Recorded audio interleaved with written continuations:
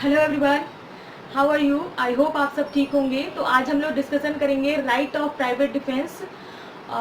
इसके अंतर्गत section 99 to section 102 तक हम लोग डिस्कशन करेंगे।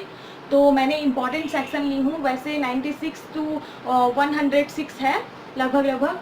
तो यहाँ पर मैंने सेक्शन 99 से लेकर सेक्शन 102 तक आज हम लोग डिस्कशन करेंगे।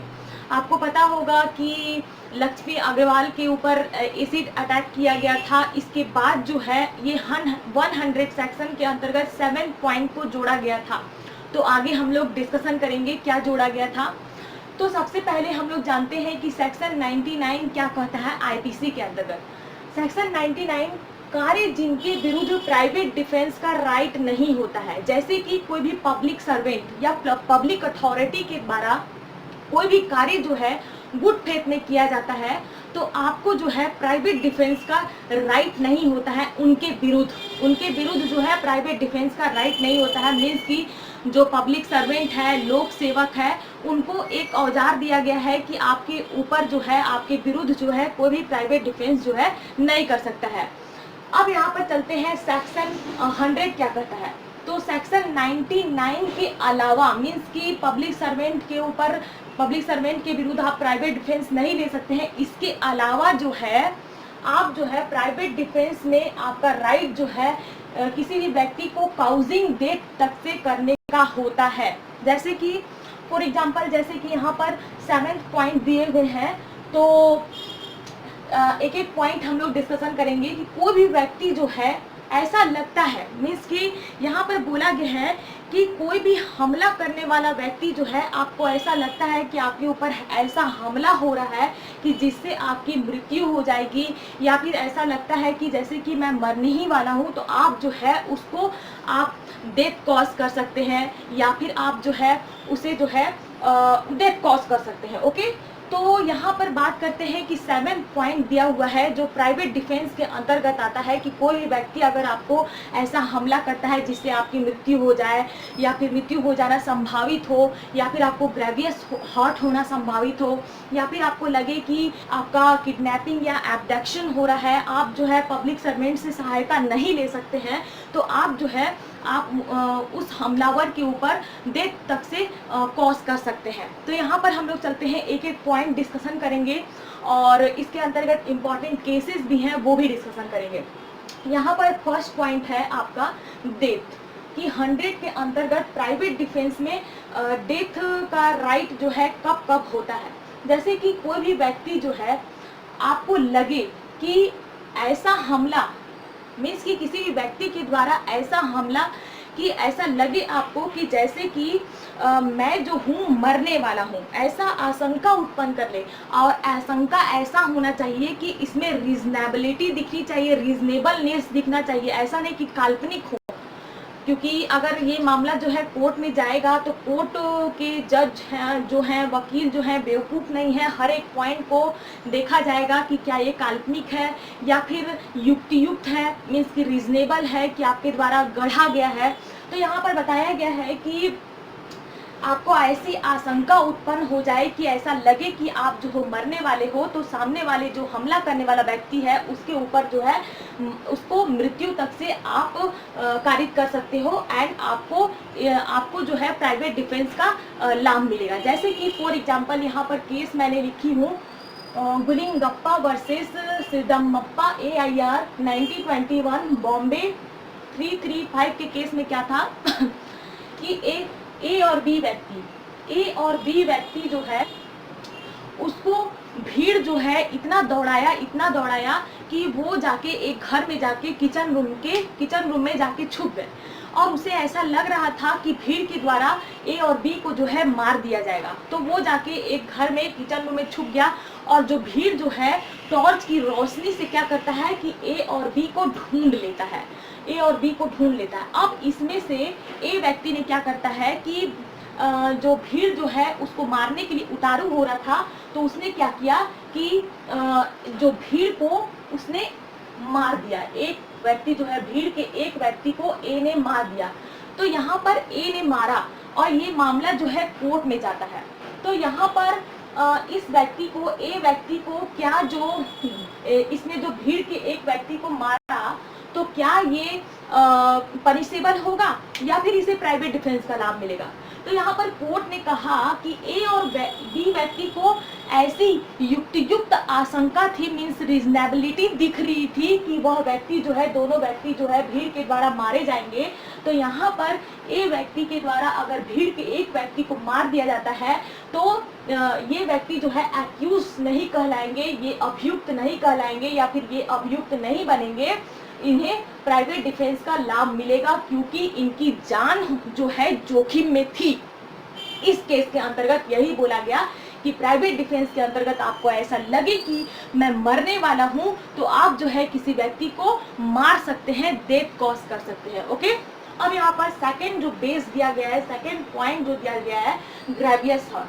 ग्रेवियस हर्ट के अंतर्गत ऐसा कहा गया है कि ऐसा असॉल्ट जिससे आपको लगे, मीन्स कि जिससे आपको युक्त आशंका उत्पन्न हो जाए आपके मन में कि सामने वाला बंदा जो है मुझे ग्रेवियस हर्ट करने वाला है, तो घोर उपति करने वाला है, तो आप जो है उस व्यक्ति को, हमला करने वाले व्यक्ति को मृत्यु कारित कर सकते हैं एंड आपको इसमें प्राइवेट डिफेंस का लाभ मिलेगा। इसके अंतर्गत एक केस है Shiv person versus Uttar Pradesh AIR 1979 criminal law judgement 517 के केस में क्या हुआ था कि इस केस के अंतर्गत सड़क पर सोते हुए दो व्यक्ति को एक ट्रक ने कुचल दिया। जैसे कि आप समझ रहे हो कि ट्रक के द्वारा क्या किया गया कि इस दो सोते हुए व्यक्ति को कुचल दिया गया। जब रास्ते से सारे लोगों ने देखा कि दो व्यक्ति को कुचल दिया गया है एक ट्रक के द्वारा, तो सारा भीड़ जो है उसका पीछा करने लगे। भीड़ पीछा करने लगा तो उसने क्या किया कि सड़क पर अनियंत्रित होकर अपना ट्रक जो है चलाने लगा, जिससे भीड़ में बहुत सारे लोग जो है कुचले गए, बहुत सारे लोग कुचल गए, ग्रेवियस हर्ट हो गया, घायल हो गए। तो यहाँ पर वो ट्रक को वाला जिम्मेदार होगा क्या? वो ट्रक वाला जिम्मेदार होगा? ट्रक वाला ये कहता है कि मैंने जो है, मेरे को भीड़ जो है दौड़ा रही थी, जिसकी वजह से मैंने क्या किया कि प्राइवेट डिफेंस में 40-50 व्यक्तियों को मैंने क्या किया, कुचल दिया। तो ये आपका कोई लॉजिक नहीं है, ये आपका कोई रीजनेबल, आपका कोई रीजनेबल कार्य नहीं है कि कोर्ट जो है बेवकूफ तो नहीं है। कोर्ट ने ये कहा कि आप जो है प्राइवेट डिफेंस में आप क्या किसी व्यक्ति को, बहुत सारे व्यक्तियों को कुचलते चले जाएंगे और कहेंगे कि मैंने प्राइवेट डिफेंस में कार्य किया, तो ये गलत है। तो यहाँ पर ट्रक ड्राइवर को दोषी माना गया और कहा गया, कोर्ट ने ये कहा, सुप्रीम कोर्ट ने कहा कि प्राइवेट डिफेंस में सभी व्यक्ति की मृत्यु कारित करते हुए भाग निकलने का आपको राइट्स नहीं था। ओके, तो यहाँ पर उस व्यक्ति को प्राइवेट डिफेंस का लाभ नहीं मिला क्योंकि उसने जो है अनियंत्रित होकर भीड़ को कुचल दिया और कुचलने के कारण जिसकी वजह से बहुत सारे लोगों की मृत्यु हो गई थी। तो यहाँ पर सुप्रीम कोर्ट ने कहा कि ये आपका कार्य जो है युक्त नहीं है, ये कार्य जो है काल्पनिक है। ओके, अब यहाँ पर चलते हैं थर्ड जो बेस है, सेकंड जो सेक्शन 100 का थर्ड जो पॉइंट है कि कमिटिंग रेप। जैसे कि फॉर एग्जाम्पल आपको ऐसा लगता है कि कोई भी व्यक्ति जो है, जैसे कि आप जो है सुनसान रास्ते पे जा रहे हैं और सुनसान रास्ते पर एक कोई ऑटो ड्राइवर है या 4-5 व्यक्ति जो है दारू सिगरेट पीते रहते हैं। आपको पता है कि सुनसान रास्ते पर बहुत सारे लफंगे लुच्चे लड़के लोग बैठे रहते हैं और सुनसान रास्ते पर आपको ऐसा लगे कि जो 4-5 लड़के लोग हैं आपको जो है छेड़खानी करने लगते हैं या फिर आपके साथ में दुर्व्यवहार करने लगते हैं और आपको ऐसा लगे कि मेरा जो है रेप होने वाला है, तो आप क्या कर सकती हैं कि जो व्यक्ति आपके साथ ऐसा करने के लिए सोच रहा है, आप उसके ऊपर चाकू से आप जो है मार सकती हैं या फिर उनको डेथ कॉज कर सकती हैं। यहाँ पर आपको प्राइवेट डिफेंस का लाभ मिलेगा। अब यहाँ पर एक केस है प्रकाश चंद्र वर्सेस राजस्थान राज्य 1991 क्रिमिनल लॉ जजमेंट 2566 के केस में क्या हुआ था कि यहाँ देखिएगा कि प्रकाश चंद्र की वाइफ को 2-3 व्यक्ति के द्वारा खींच के बाहर लेकर आया गया और उसके साथ में जबरदस्ती करने लगा गया। मीन्स की जबरदस्ती किया जा रहा था।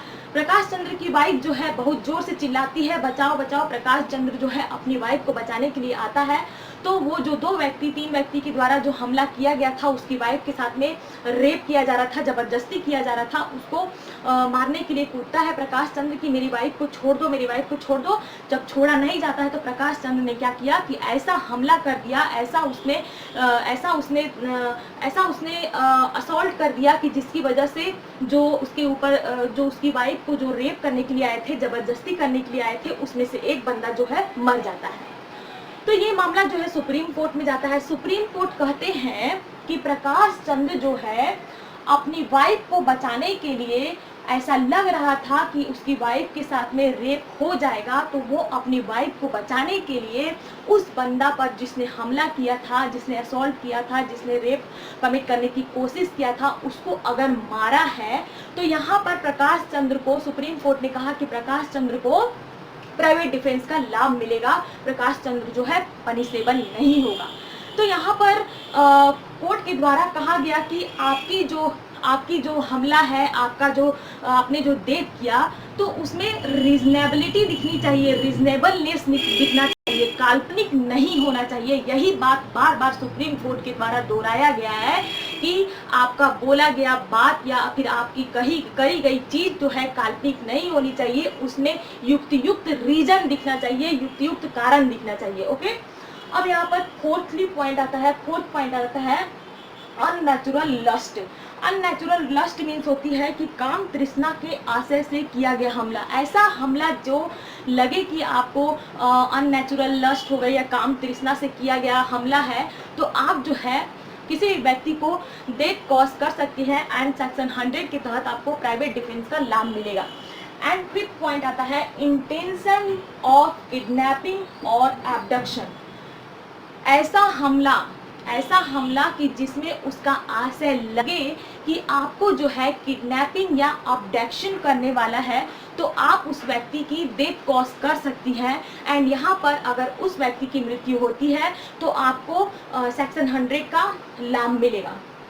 एंड आपका आ जाता है 6 पॉइंट आता है intention of wrongfully confining a person under circumstances. यहाँ पर बोला गया है कि जैसे कि कोई भी व्यक्ति जो है रॉन्गफुली कन्फाइनमेंट करता है, सदोष परिरोध सदोष अवरोध किया जाता है, तो यहाँ पर रॉन्गफुली कन्फाइनमेंट किया जाता है, तो यहाँ पर आपको लगे कि आप जो है कोई भी पब्लिक सर्वेंट हो गया, जैसे कि लोक सेवक है, उसके द्वारा आपको हेल्प नहीं मिल पाएगा, तो आप जो है क्या कर सकती है कि जिसने आपको रॉन्गफुली कन्फाइनमेंट किया है उसको आप डेथ कॉज कर सकती हैं। तो यहाँ पर आपको सेक्शन 100 का लाभ मिलेगा।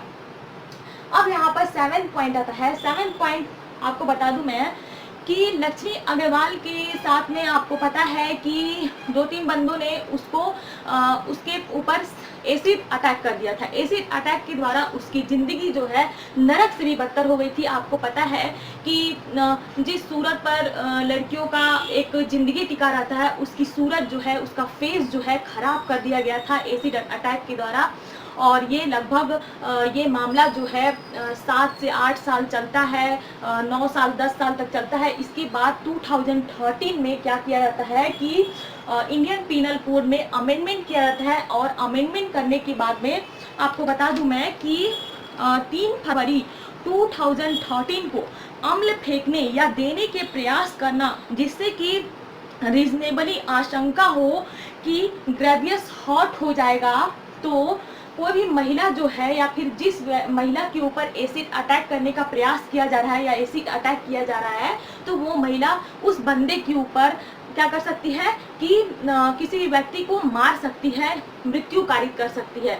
तो यहाँ पर उस महिला या उस बंदे को मीन्स कि जिसके ऊपर एसिड अटैक किया जा रहा है उसको सेक्शन 100 का लाभ मिलेगा। ओके, अब यहाँ पर चलते हैं कि और 10 बार मैं बोल रही हूँ, अभी भी बोल रही हूँ कि आशंका युक्त होना चाहिए, रीजनेबलनेस होना चाहिए, काल्पनिक नहीं होना चाहिए। अब यहाँ पर चलते हैं सेक्शन 101 क्या कहता है।